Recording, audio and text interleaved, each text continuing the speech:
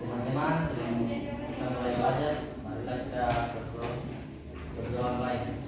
Bapa dalam kerajaan surga, kami bersyukur Tuhan pada siang hari ini. Sekarang kami mau belajar matematika Tuhan, kiranya Tuhan memberikan kami hikmat, supaya kami bisa mengerti apa yang dijelaskan oleh ibu guru. Dan juga kami berkati ibu guru yang akan memberikan data kepada kami Tuhan. Terima kasih Tuhan, telah siap untuk belajar. Dalam Yesus, amin. Ya, terima kasih David. Sekretaris kelas hari ini siapa yang tidak hadir? 3 orang yang tidak hadir ini. 3 orang, siapa saja? Hengki Enus, terus Hadila Luhuru sama Mira Hrianusa. Oke. Nah, hari ini kita akan melanjutkan proses pembelajaran kita dari pertemuan yang kemarin. Kalau kemarin kita belajar terkait dengan materi apa? Aturan sinus. Kita mengenal aturan sinus. Nah, maka hari ini kita akan melihat terkait dengan penerapan aturan sinus dalam kehidupan sehari-hari kita. Nah, untuk penerapan aturan sinus, saya minta kalian mengamati gambar-gambar yang saya sajikan ini. Yang pertama, ini ada dengan aturan sinus kita bisa menentukan jarak dari sebuah titik atau jarak dari sebuah danau atau sungai. Terus masih juga berkaitan dengan jembatan, arsitektur jembatan. Kita bisa mengetahui kedalaman sebuah laut dengan menggunakan konsep aturan sinus. Yang paling menarik hari ini untuk aturan sinus adalah kita bisa mengetahui epicentrum gempa atau titik pusat gempa. Beberapa tahun yang lalu kita merasakan gempa. Ya, kalian merasakan semuanya? Nah, ternyata dengan konsep matematika dalam hal ini, aturan sinus kita bisa tahu titik pusat gempa. Bagaimana mengetahuinya? Nanti sebentar kita belajar untuk mengetahuinya. Itu semua adalah contoh-contoh penerapan aturan sinus dalam kehidupan sehari-hari. Jadi kita tidak cuma belajar aturan sinus, banyak manfaat untuk kita. Nah, oke, sebelum kita belajar hari ini saya akan membawa kalian dalam kuis yang dibawakan lewat aplikasi kuis. Semuanya sudah siap? Siap. Ya.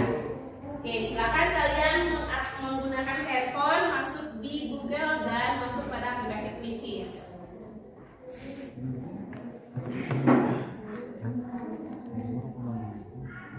Sebentar saya siapkan kodenya.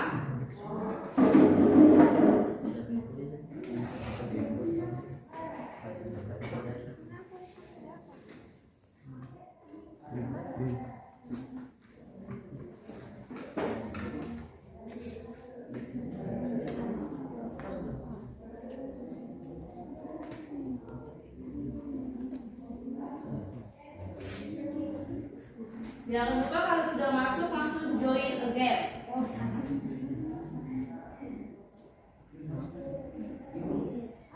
Ya, join. Oke, sudah join nanti Ibu sampaikan kodenya. Ibu.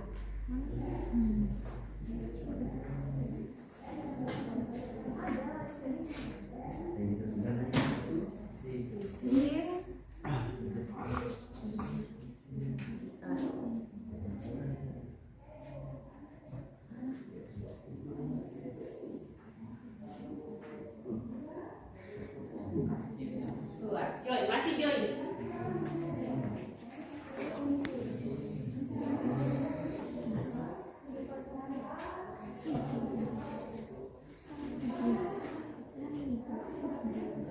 Oke. Join the quiz. Bisa? Kemarin? Bisa. Oke, sebentar. Yang sudah masukkan kode sekarang masukkan kodenya adalah 6195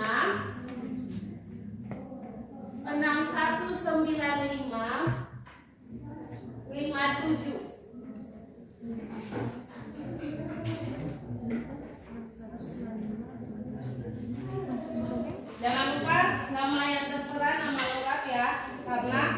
hasil kuis nanti ataukah saya rekap untuk penilaian.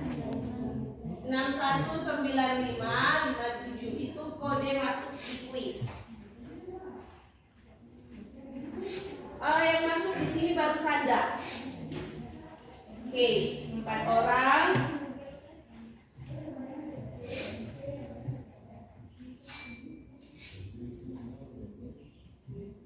Orang yang sudah masuk. Siapa lagi yang belum?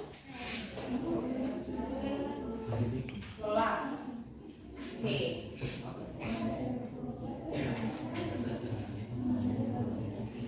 Rivaldo baru saja masuk.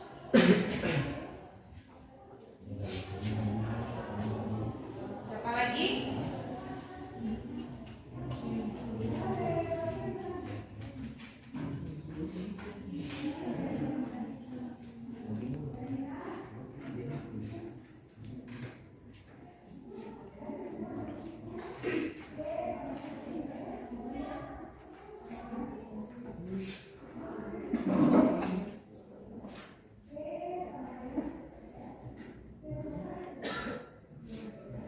Sudah semua 8 orang baru orang yang masuk. Siapa lagi yang belum join? Mulai. Kalau mau join berarti tekan mulai.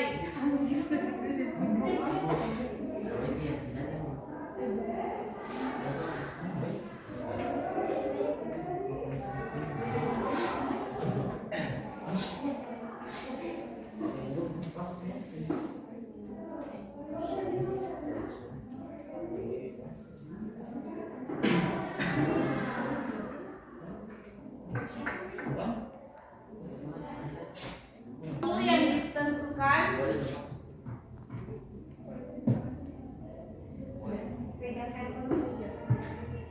waktu yang ditentukan nanti saya tentukan di sini. Oke, saya mulai.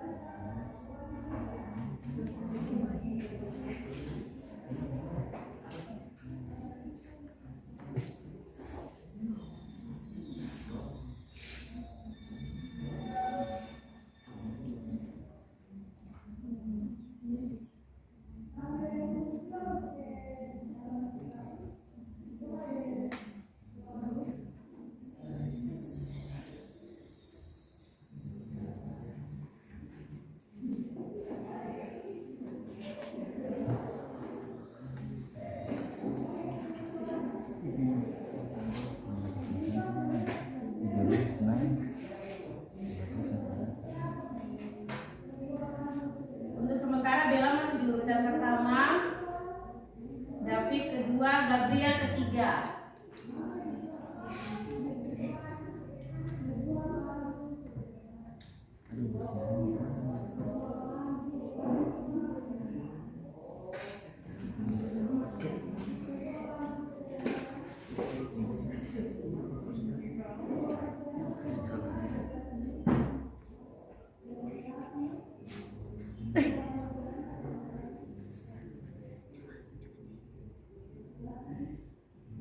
Ya, sini. Tidak dari apa? Sini. Sini tinggal apa itu? Sini. Habis dari apa? Waktu habis. Iya.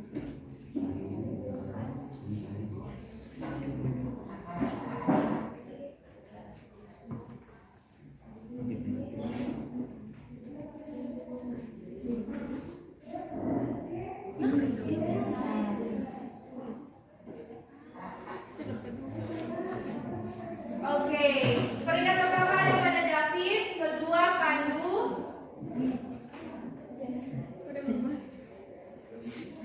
ketiga bela. Oke, yang lainnya nanti kalau ada kuis lagi bisa lebih baik lagi gambarnya sehingga bisa masuk di peringkat pertama, kedua ataupun ketiga. Di sini keempat Katri dan kelima Leila. Selamat untuk kalian semua. Nah, kalian tadi sudah melakukan kuis berupa permainan dengan aplikasi kuisis. Nah, itu merupakan materi yang sudah kalian pelajari di minggu kemarin. Konsep dari aturan sinus. Nah, hari ini kita akan mengingat kembali beberapa konsep yang akan kita gunakan untuk penerapan aturan sinus. Nah, di sini saya punya sebuah segitiga.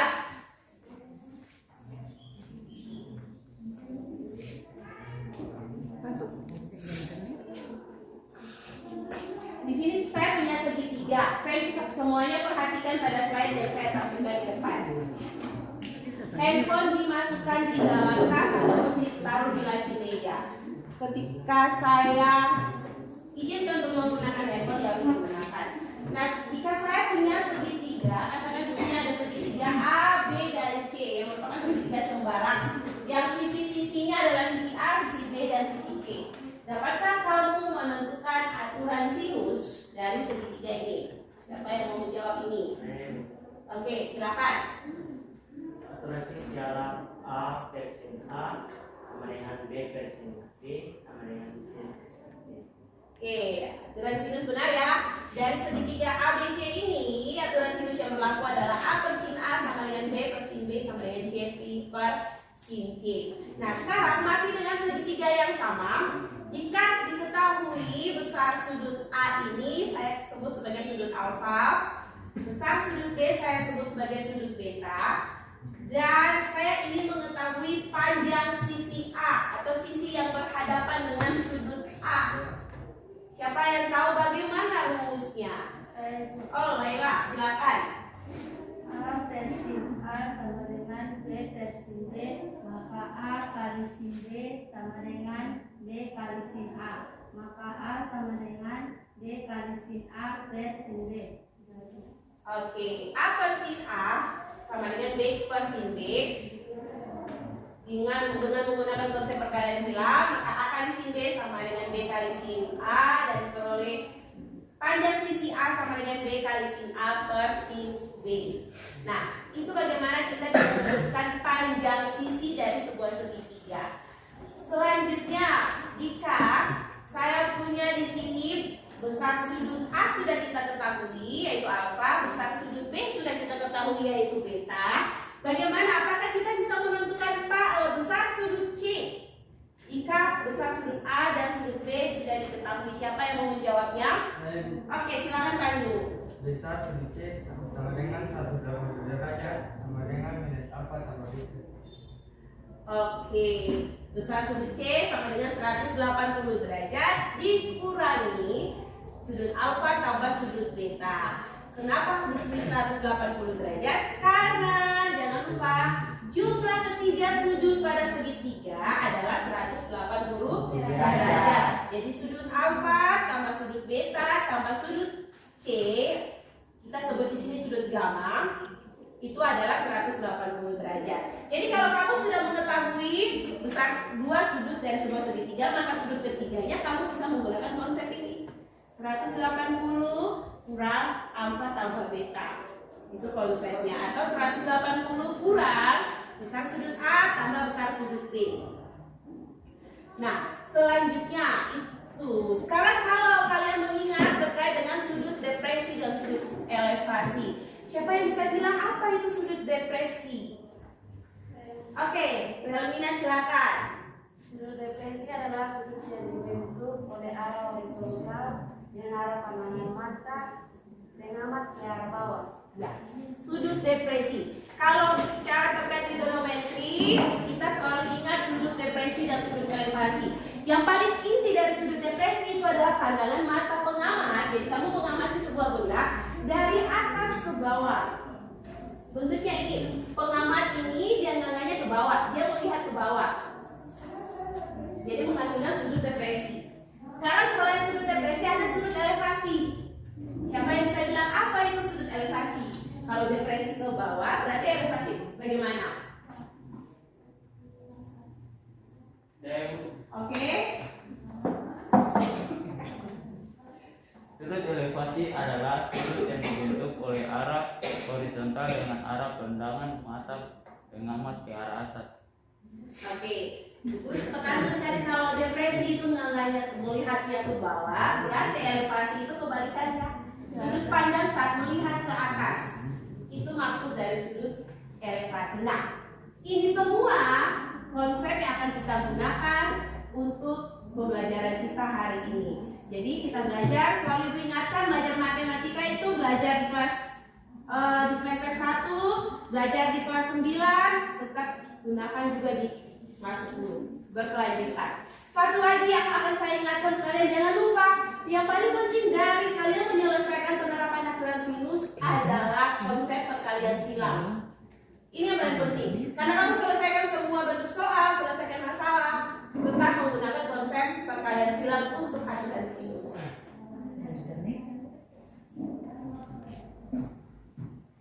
Nah, jadi jangan lupa untuk konsep perkalian silang A per B sama dengan C per D, maka A kali D silangnya seperti ini sama dengan B kali C silangnya seperti itu. Nah, maka di hari ini kita punya indikator yang akan kita capai ada 3, menentukan solusi dari masalah yang berkaitan dengan aturan sinus, menganalisis cara-cara penerapan aturan sinus, menyelesaikan masalah yang berkaitan dengan aturan sinus. Nah, untuk ketiga indikator ini, maka tujuan pembelajaran kita ada 3 juga, yaitu melalui pembelajaran hari ini kalian dapat menentukan solusi dari masalah yang berkaitan dengan aturan sinus, menganalisis cara-cara penerapan aturan sinus dengan benar dan menyelesaikan masalah yang berkaitan dengan aturan sinus. Oke, seperti biasa skenario pembelajaran kita hari ini, yang pertama kalian sudah dibagikan UKBM terlebih dahulu dan dipelajari secara mandiri.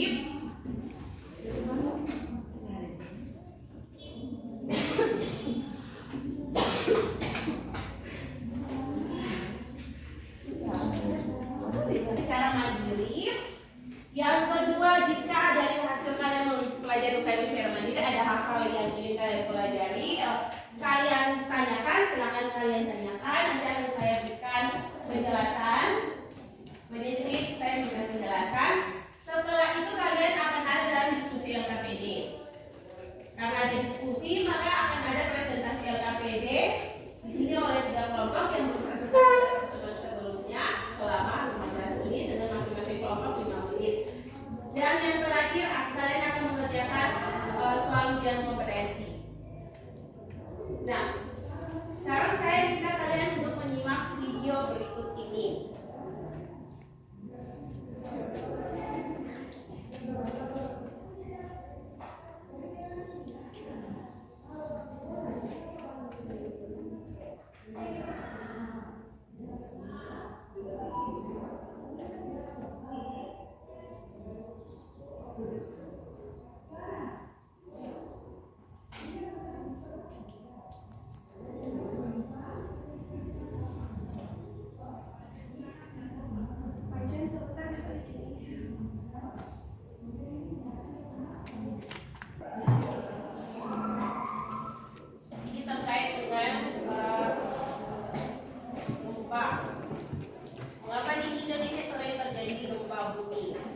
Paling sering kemarin di tahun 2019 kita diampun hampir setiap hari merasakan gempa. Nah, kalian bisa tahu di sini alasan kenapa kita di Indonesia sering mengalami gempa bumi. Nah, di sini bagaimana cara menentukan pusat epicentrum gempa atau lokasi.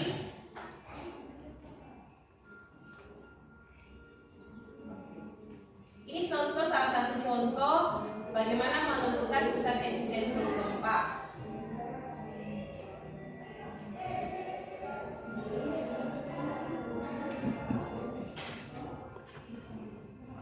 Nah, untuk menentukannya kita butuh minimal ada 3 stasiun seismik.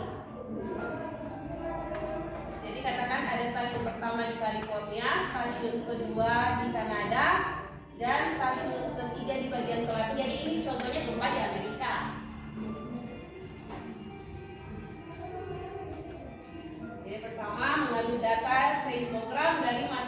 stasiun CSI.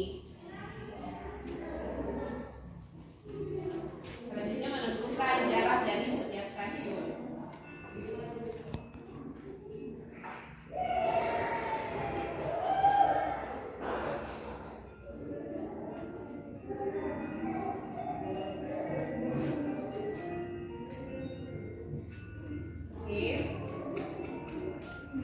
Yang berikut di sini jarak dari stasiun kedua itu 3000 km. Dibuatlah lingkaran seperti itu. Stasiun seismik ketiga berjarak 3500 km dari pusat gempa, pusat epicentrum. Dibuatlah lingkaran seperti itu. Dan dibuat sketsa lingkaran. Dari hasil sketsa lingkaran tersebut didapat satu titik potong. Nah, titik potong itulah disebut sebagai irisan ketiga lingkaran tersebut dan disebut sebagai titik pusat epicentrum. Itu berdasarkan metode triangulasi yang biasa digunakan oleh badan BMKG dalam menentukan epicentrum gempa menggunakan metode matematika. Nah, dari permasalahan yang Ibu Guru sampaikan ini, itu menjadi gambaran ternyata kita bisa menggunakan metode matematika untuk bisa menyelesaikan sebuah masalah terkait dengan gempa. Nah, lebih lengkapnya nanti kalian akan berdiskusi LKPD yang masalahnya masih terkait dengan gempa. Oke, akan sudah saya sajikan di LKPD. Selanjutnya, nah, kalian sudah mendapatkan UKBM untuk kalian pelajari secara mandiri. Dari UKBM tersebut adakah hal yang ingin kalian tanyakan? Ada Ibu. Oke, silakan Maifi. Bagaimana menentukan rumus aturan hidup dari suatu masalah? Oke, Maifi bertanya, Bu, bagaimana menentukan rumus untuk menyelesaikan suatu masalah dengan menggunakan konsep aturan sinus? Ya. Oke, di sini saya akan mencoba menjelaskannya. Nah, saya masih mengambil contoh dari UKBM yang sudah kalian pelajari. Kita lihat sama-sama di sini. Ada sebuah segitiga, yaitu segitiga AB dan C, yang diminta ditentukan panjang sisi AC-nya. Panjang sisi yang di depan ini. Nah, kalau kita punya aturan sinus, tadi rumusnya bagaimana tadi? Aturan sinus rumusnya? Jika segitiga ABC berarti A per sama dengan B per sin B.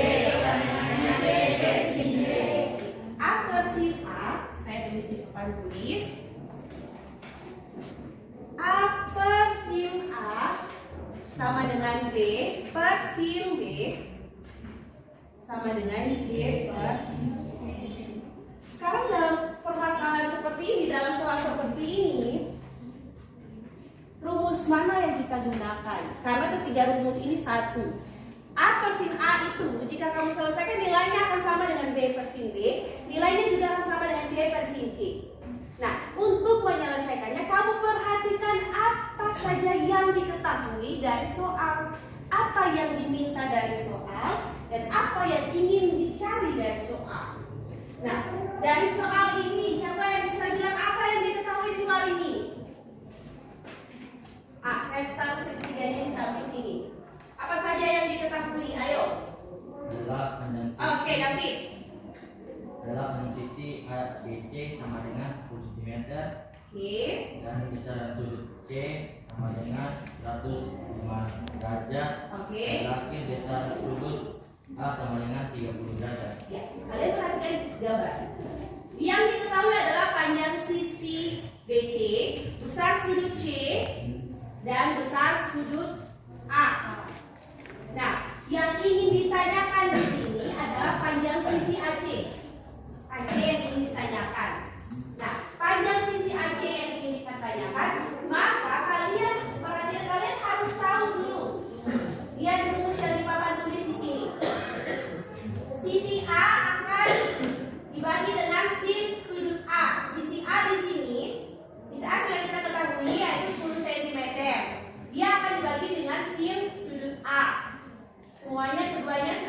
ketahui sisi A panjangnya berapa, sudut A besar sudutnya berapa.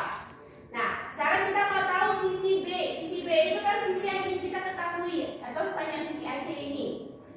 Kita mau ketahui rumusnya sisi B dibagi dengan sin B. Sisi B yang ingin kita ketahui, maka terlebih dahulu kita harus ketahui sin B, besar sudut B. Apakah besar sudut B sudah kita ketahui di sini? Belum, ya kan? Nanti harus tahu dulu besar sudut B. Nah, besar sudut B kita ketahui dengan, jangan lupa yang tadi kita sudah bahas bersama, besar sudut B bisa kita ketahui dengan 180 derajat kurang 105 derajat tambah 30 derajat. Maka besar sudut B sama dengan 180 derajat kurang 135. Besar sudut B adalah 45 derajat. Jadi perhatikan di sini nih. Yang pertama, ini dan ini sudah diketahui. Nah, untuk mengetahui sisi yang ini, kamu harus tahu dulu sudut ini punya besar. Karena rumus mengatakan bahwa sisi dibagi dengan sin sudut. Bagaimana kamu mengetahui sin sudutnya jika sudutnya belum kamu ketahui besarnya? Nah, maka kamu harus mengetahui besar sudutnya dulu. Nah, untuk mengetahui besar sudut, gunakan konsep yang ini. 180 derajat kurang 105 derajat tambah 30 derajat. Karena jumlah ketiga sudut ini adalah 180 derajat. Paham itu? Nah, dari sini sebenarnya kita sudah mengetahui besar sudut B. Nah, sekarang mau menentukan rumus nih, aturan sinus mana, rumus yang mana untuk kita bisa selesaikan masalah ini, untuk bisa tentukan panjang sisi AC. Saya ingatkan, kita tidak bisa menggunakan ketiga ini. Tidak bisa menggunakan ketiga ini. Kita memilih berdasarkan apa yang diketahui dan apa yang dicari. Yang ingin dicari adalah besar sudut panjang sisi AC atau sisi B yang di bawah ini. Nah, berarti kita bisa tulis di sini B per sin B. Ini yang ingin kita cari. Dia akan sama dengan apa yang kita ketahui di sini. Yang kita ketahui di sini adalah sisi A dan sudut A. Sudut C juga kita ketahui, sudut A kita ketahui lagi. Nah, sekarang kalau kamu menggunakan sudut C, berarti kamu harus mengetahui dulu panjang sisi C. Nah, yang mudah di sini, kamu sudah mengetahui panjang sisi A dan sudut A, maka kamu menggunakan itu sebagai bentuk persamaan lain untuk menyelesaikan ini. Berarti A per sin A. Oke, jadi yang pertama, tahu dulu apa yang diketahui. Yang kedua, apa yang dicari. Itu penting dalam matematika. Setelah itu lihat, inti dari aturan sinus adalah sudut dan sisi yang berhadapan ini harus diketahui. Kalau kamu punya sudut dan sisi diketahui dan ada satu sudut lagi, kamu bisa menggunakan aturan sinus untuk mencari sisi yang lain. Jika salah satu sudut dan sisinya sudah diketahui. Nah, sehingga kamu dapat di sini B ini yang ingin kita ketahui, sin sudut B. Berarti di sini sudut B-nya berapa derajat? 45. Berarti sin 45 derajat. A-nya berapa senti? 30. A-nya 30 senti. Panjang sisi A. Sin sudut A. Sudut A berapa senti? 30 derajat. Sampai di sini. Selangkah selanjutnya kamu pakai konsep aturan perkalian silang. Nah, kamu pakai konsep aturan perkalian silang. Sehingga kamu dapat di sini, saya pakainya AC. AC ini kan yang ingin kita ketahui ini. BC ini kan sudut sisi A. Ya, jadinya AC kali sin A sama dengan BC kali sin B. Saya kita perhatikan di slide. AC kali sin 30 derajat sama dengan 10 kali sin 45 derajat. Sehingga AC kali 1/2, di mana sin 30 derajat kita ketahui adalah 1/2. sin 45 derajat kita ketahui adalah 1/2 akar 2. Sehingga AC sama dengan 10 kali 1/2 akar 2 dapatnya 5 akar 2 dibagi dengan 1/2 yang merupakan sin 30 derajat. Maka hasilnya AC sama dengan 10 akar 2. Nah, itu prosesnya. Jadi yang paling mudah dari aturan sinus adalah yang pertama, kamu tahu dulu yang diketahui apa saja. Kamu ketahui dulu apa yang ingin dicari. Setelah itu kamu tentukan rumus berdasarkan apa yang diketahui dan apa yang dicari. Kita tidak bisa ambil sembarang rumus. Oh, berarti untuk selesaikan ini bisa saja pakai B per sin B sampai C per sin C. Kamu bisa pakai ini, tapi kamu harus tahu dulu sisi C yang besarnya berapa. Berarti kerjanya lama, panjang. Nah, kalau kamu tahu betul apa yang diketahui dan apa yang dicari, kamu menggunakan rumus yang pas, maka kamu kerjanya simple. Nah, dari situ setelah itu sampai dalam menentukan rumus, selanjutnya dia pakai aturan pergalian silang. Oke, sampai di sini ada pertanyaan. Sampai di sini jelas? Paling jelas saya mau bertanya dulu. Oke, di sini 10-nya itu dapat dari mana 10? Saya tanyanya buat Rivaldo. 10 dapatnya dari mana? Oke, siapa yang bantu Rivaldo? Panjang sudut A atau panjang sisi A? Ingat, sudut itu tidak dibilang panjang sudut, tapi besar sudut. Kalau panjang itu berarti sisi. Ya, jadi 10 itu panjang sisi A. Itu kelihatan bahwa tidak memperhatikan Rivaldo. Ya, jadi perhatikan yang tadi Ibu jelaskan supaya kalau ada timbal balik dari guru bertanya lagi bisa jawab. Oh, itu maksudnya dapat dari mana? Oke. Selanjutnya, nah itu kita punya permasalahan masih dengan bentuk matematika. Sekarang kalau masalah ini sudah masalah kontekstual. Masalahnya kontekstual berarti masalah dalam kehidupan sehari-hari kita. Saya ambil contoh di sini. Siapa yang sudah pernah ke Yogyakarta?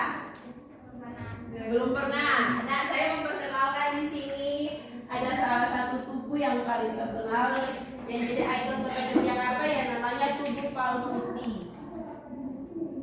Nah, di sini saya ada permasalahan. Kalian bisa baca di KBM sudah saya tampilkan juga.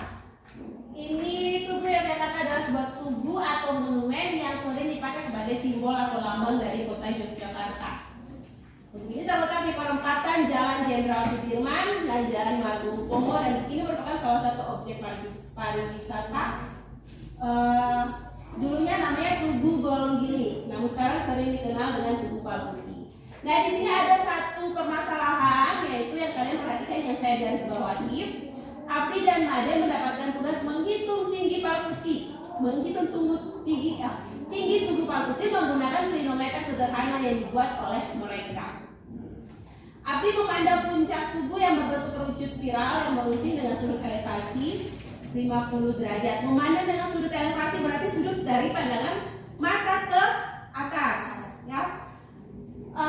Di belakang Abdi dengan jarak 10 meter berdiri Made yang sedang melihat dan mengagumi keindahan Tugu Palputi dengan sudut elevasi 30 derajat. Kita hitung jarak pandang Made terhadap puncak tugu. Nah, yang paling penting dari masalah kontekstual atau masalah kehidupan sehari-hari adalah kalian bisa merubah bahasa soal ini dalam bentuk matematika, dalam bentuk gambar. Itu yang paling penting, langkah awal. Kalian salah menentukan atau merubah bentuk matematika, bahasa soal ke model matematika, maka kalian punya pekerjaan itu pasti akan keliru. Nah, di sini saya rubahnya seperti ini, saya mengilustrasikannya seperti ini. Sehingga dari permasalahan di atas, permasalahan yang ini diketahui sudut elevasi antara Abdi dan puncak tugu adalah 50 derajat. Jarak Abdi dan Made berapa meter? 10 meter, oke. Sudut elevasi antara Made dan puncak tugu berapa derajat?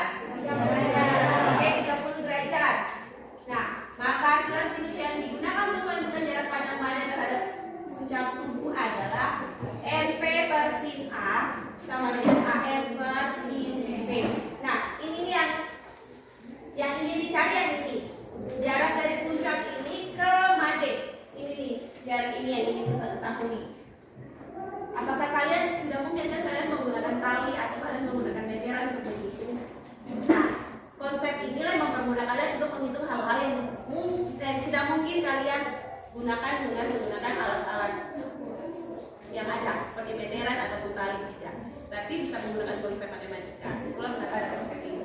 Sehingga di sini kita bisa ketahui, sebelum kamu menerapkan aturan sinus, kamu harus mengetahui besar sudut A dan besar sudut P terlebih dahulu. Mana besar sudut A adalah 180 derajat kurang 50 derajat. Ini besar sudut A.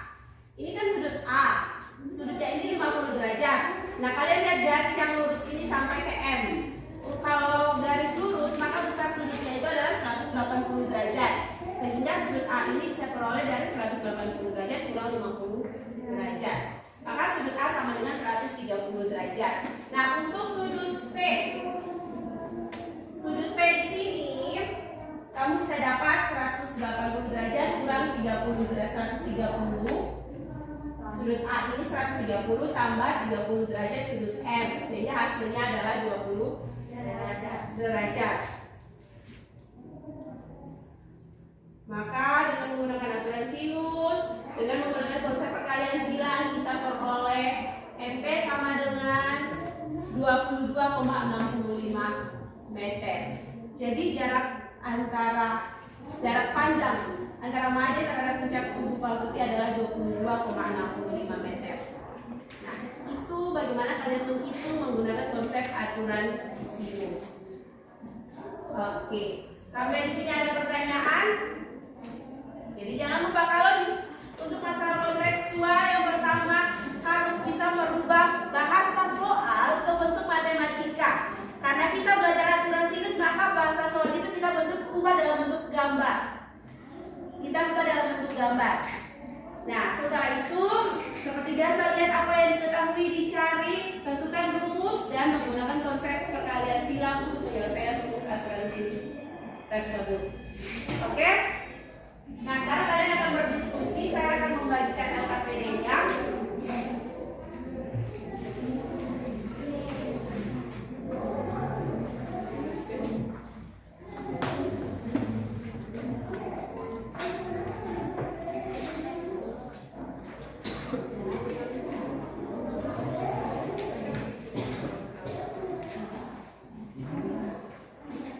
Waktu untuk kalian berdiskusi adalah 15 menit.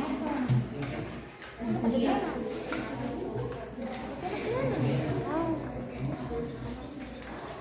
Ini.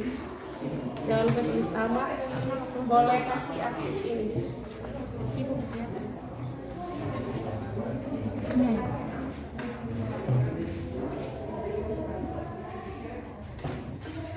Oke, yang itu boleh dibuka itu, karena dia langsung aktif. Langsung aktif. Dan saat ini langsung aktif itu. Kita nggak ada laptop.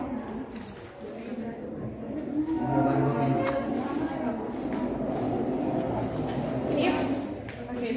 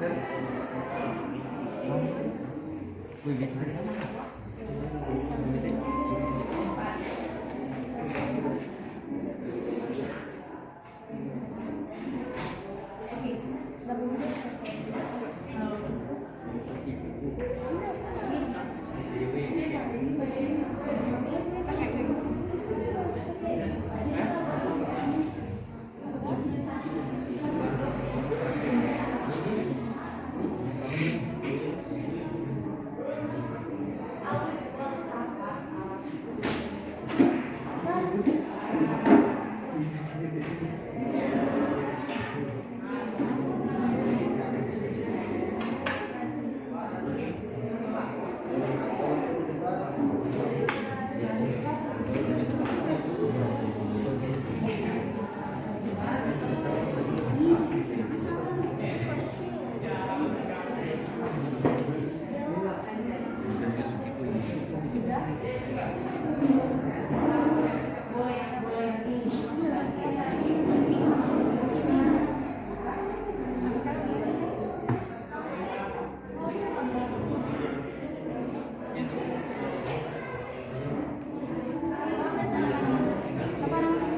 supaya mempermudah nanti pada saat kasih masuk gambarnya di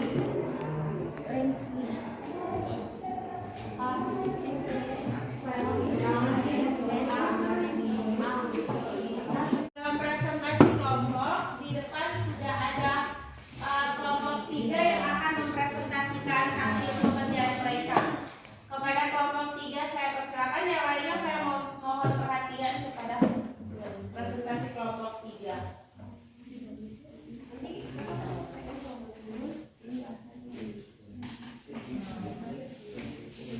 Silakan. Ya, terima kasih atas kesempatan yang diberikan dari guru kepada kami. Kelompok 3 di sini kami akan mempresentasikan tentang hasil kerja kami kepada teman yang sudah siap saya persilakan. Ya, di sini ada gambar. Di sini ada gambar segitiga. Saya pakai segitiga yang ini, teman-teman. Saya pakai segitiga yang ini. Untuk menyelesaikan segitiga tersebut, kita harus mengetahui.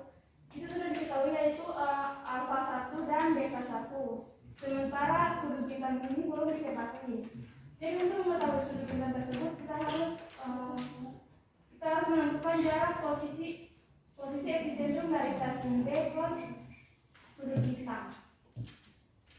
Ya, diketahui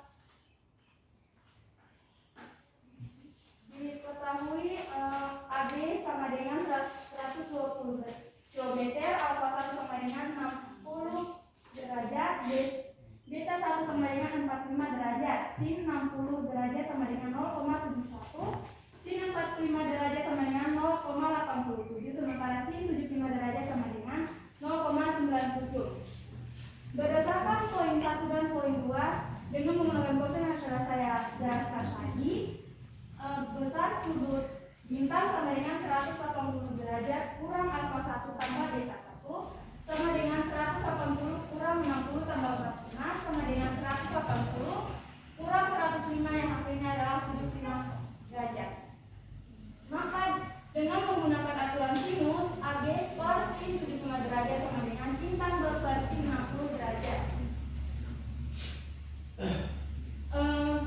AB yaitu 120 per 0,97, di mana sin 75 adalah 0,97 sama dengan bintang B tetap di bawah per 0,87, yaitu hasil dari sin 60 derajat. Sama dengan kita menggunakan perkalian silang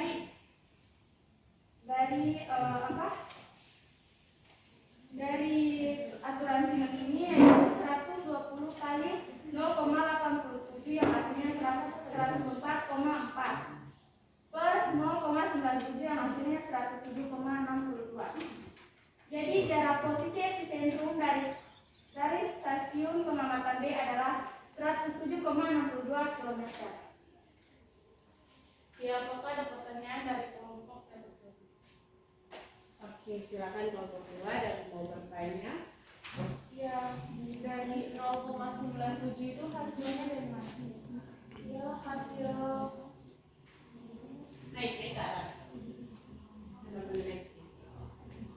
Oke, boleh.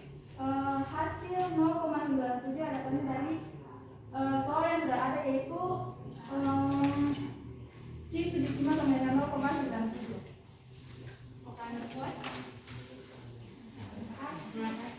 Oke, terima kasih untuk kelompok 3 atas presentasinya. Terima kasih juga untuk kelompok 1. Tepuk tangan.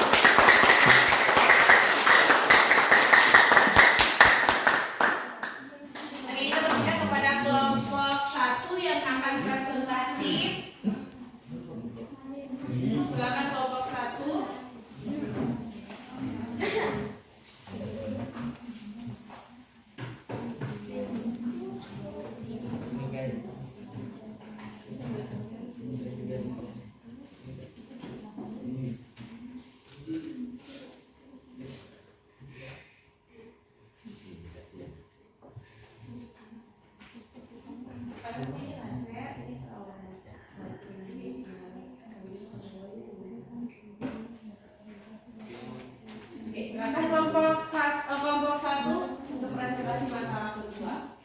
Selamat siang teman-teman, selamat guru. Terima kasih atas kesempatan yang diberikan oleh kelompok kami. Kami akan mendiskusikan hasil kelompok kami. Terima kasih. Ya, di sini kami akan menyelesaikan masalah kedua, yaitu menara Pisa memiliki tinggi 184,5 kaki pada jarak 123 kaki dari dasar menara terbentuk sudut elevasi 60 derajat. Tentukan besar sudut R yang ditunjukkan pada gambar. Di sini diketahui PR sama dengan 184,5, PQ sama dengan 123, sudut Q-nya 60 derajat. Yang ditanya adalah sudut R. Maka PR per sin Q sama dengan PQ per sin R. Di sini PR 184,5, Q-nya sin 60 derajat, PQ 123 dan sin R yang akan dicari. Dan kita menggunakan perkalian bersilang dari aturan sinus ini yang diperoleh sin R kali 184,5 sama dengan 123 kali 0,87. 0,87 didapat dari sin 60 derajat. Maka 120 sin R sama dengan 123 kali 0,87 per 184,5 sama dengan 107,01 per 184,5 dan mendapat hasil 0,58. Maka sudut R sama dengan A sin 0,58 sehingga sudut R sama dengan 35,45 derajat. Jadi besar sudut R adalah 35,45 derajat. Mungkin ada tanggapan dari teman-teman. Ada pertanyaan jelas dari kelompok 1? Jelas, Ibu. Oke, baik. Ya, tambahan saya dari saya. Kalau tadi dari kelompok 3 menjelaskan itu menentukan panjang sisi. Kalau kelompok 1 itu menentukan besar sudut. Jadi aturan sinus bukan hanya untuk panjang sisi, tapi juga bisa menentukan besar sudut. Dengan cara pengerjaan yang sama. Intinya tentukan rumus dan diselesaikan menggunakan aturan perkalian silang. Oke, untuk besar sudut jangan lupa kamu menggunakan arc sinus atau inverse dari sinus. Nah, maka dapatnya hasil dari sudut yang ingin diinginkan. Oke, terima kasih untuk kelompok 1. Tepuk tangan dulu untuk kelompok 1.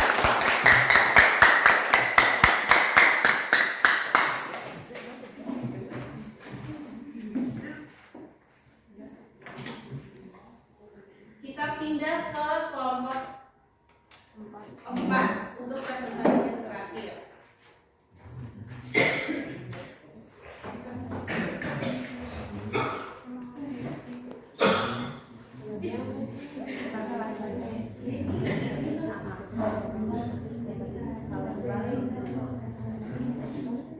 Atas bila yang bawah hasil yang F. Oke. Baik. Selamat siang teman-teman. Kami dari kelompok 4 mempresentasikan hasil kerja kepada teman saya tersilakan. Baik, di sini saya akan menjelaskan dari gambar di atas yaitu segitiga sembarang. Nah, dari sini diketahui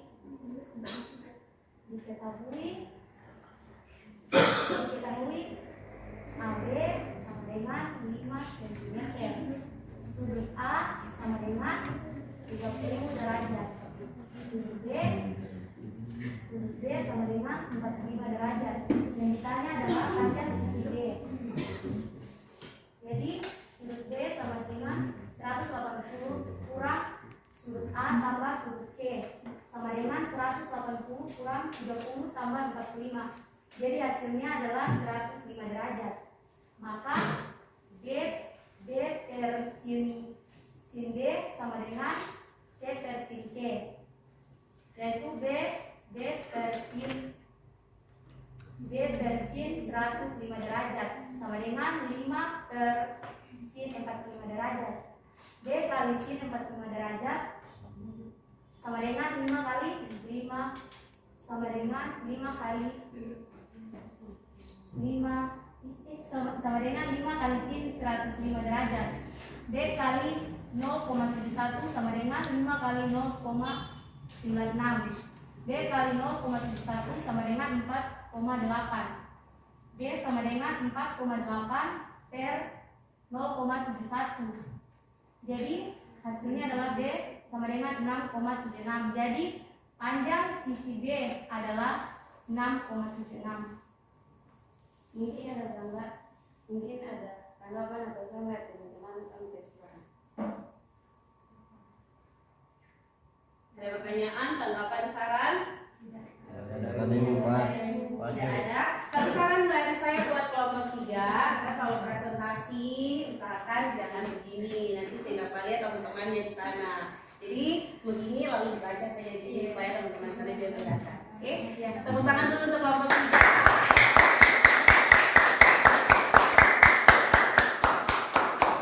Ya, terima kasih untuk presentasinya. Nah, kalian telah presentasi kelompok. Nah, sekarang kita akan masuk dalam kuis. Saya minta di atas meja dirapikan. Saya tidak bongkar posisi duduk lagi, tetap dalam kelompok. Tapi dimintakan untuk rapi di atas meja. Yang ada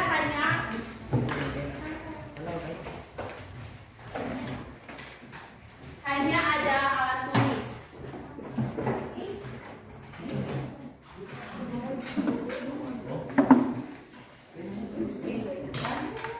Handphone semuanya di dalam tas ataupun di laci meja.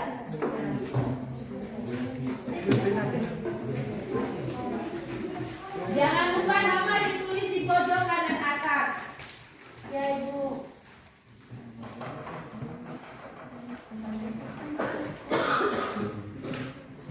Bukan biar rapi.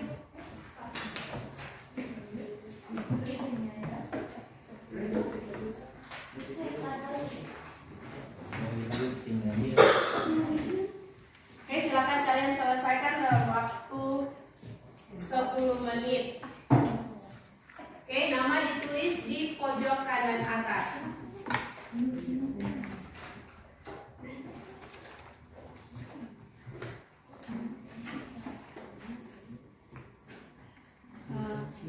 Baca nanti yang kuis ini ambil video dulu, tulis saja ya. Kita kumpul langsung yang sampai selesai. Tapi nanti kalau yang ini jadi tugasnya, guru ambil video untuk kalian menyelesaikan kuis. Tapi saya sudah sampai selesai dan selesaikan. Ini ambil pulang jadi tugas di rumah. Oke. Tapi tetap baca guru video kumpul dulu. Sebagai guru ambil untuk tugas. Pakai penjelasan, pakai penyelesaian di situ. Ya, Ibu.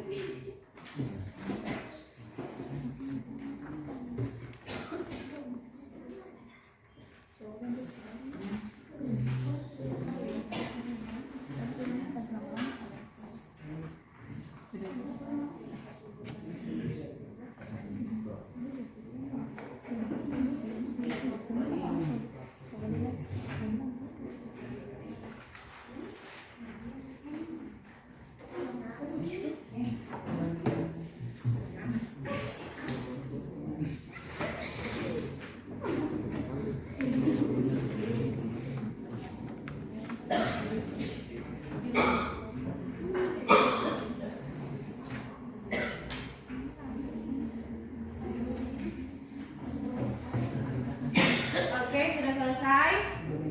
Oke. Dan dulu boleh diselesaikan waktu masih tersisa. Yang sudah selesai tetap tenang di posisi tempat duduknya masing-masing, jangan bergerak-bergerak.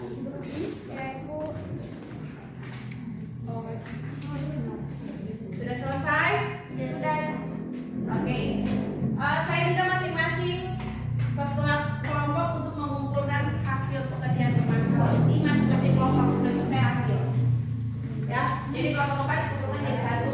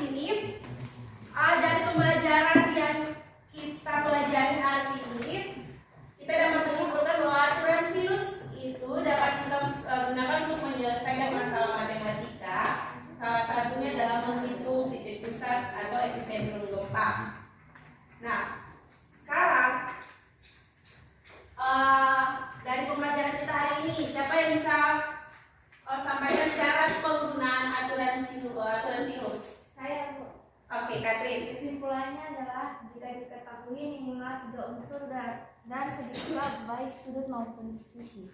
2 unsur utama yang harus diketahui adalah sisi dan sudut yang saling berhadapan. Oke, baik.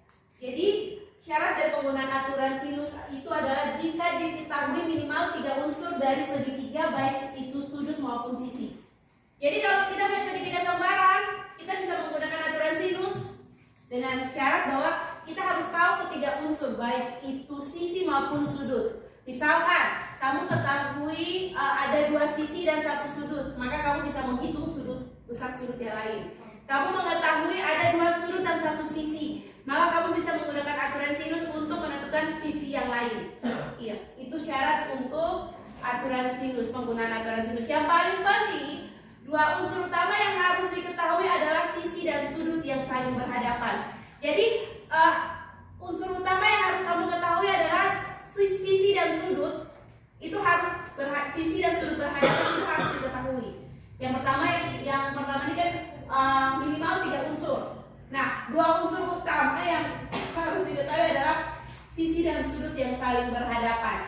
Jadi kalau saya punya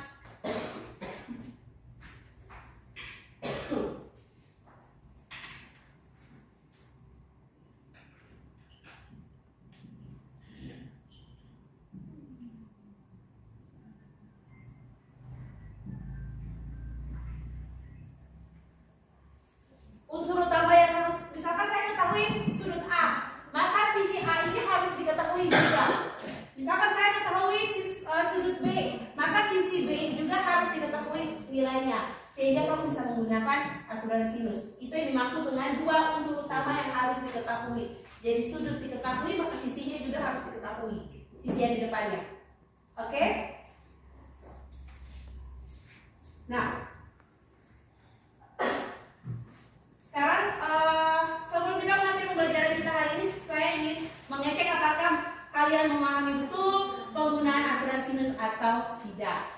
Nah, jika saya punya sebuah segitiga ABC yang di depan ini,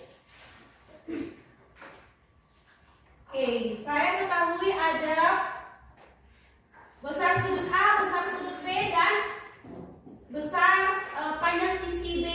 Dapatkah kita menentukan panjang sisi A-nya di sini? Sisi yang tanda tanya ini? Oke, Pariyama. Kata Pariyama dapat. Iya, benar. Bagaimana merumusnya?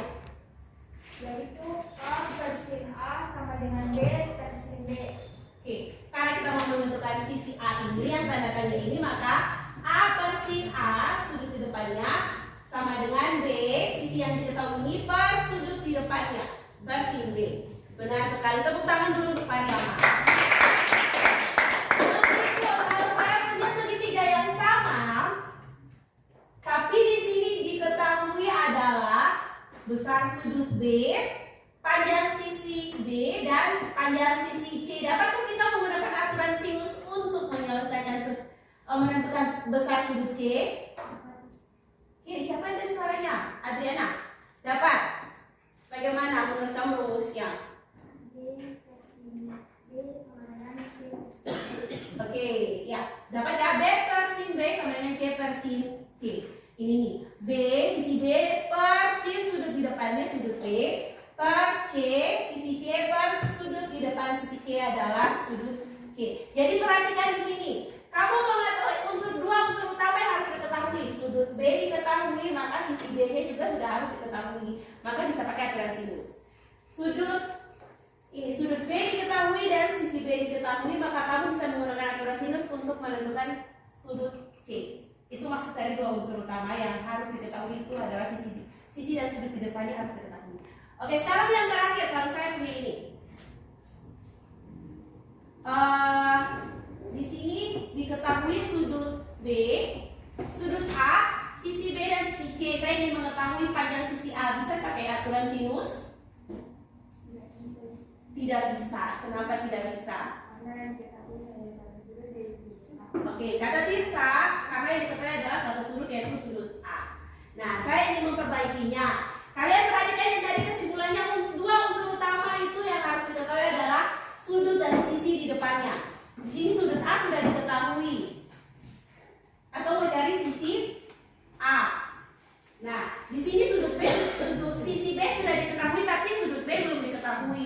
Nah, sehingga unsur utama itu tidak diketahui, tidak ada di soal yang ketiga ini. Jadi kita tidak bisa gunakan aturan sinus.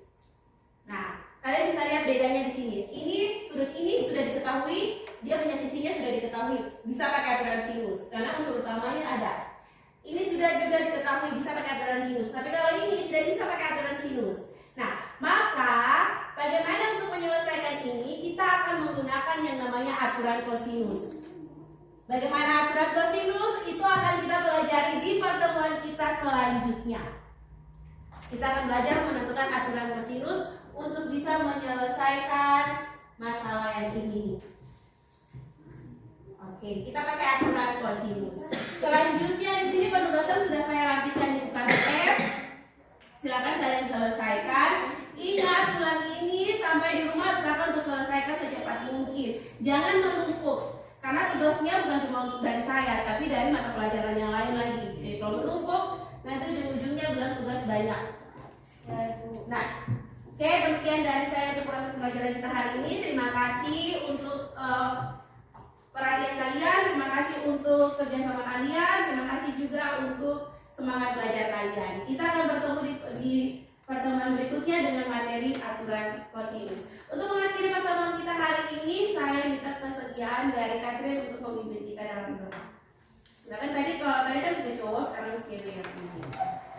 Silakan Catherine, gerakannya cepat.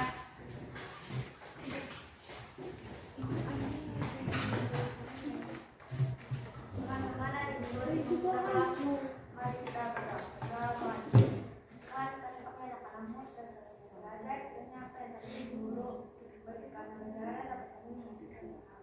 Sekarang Pak mau pulang, Tuhan telah berkati dan mendidik kami yang naik kendaraan ataupun jalan kaki Tuhan berkati. Di situ kami Tuhan dalam nama Yesus saya amin. Ya, terima kasih.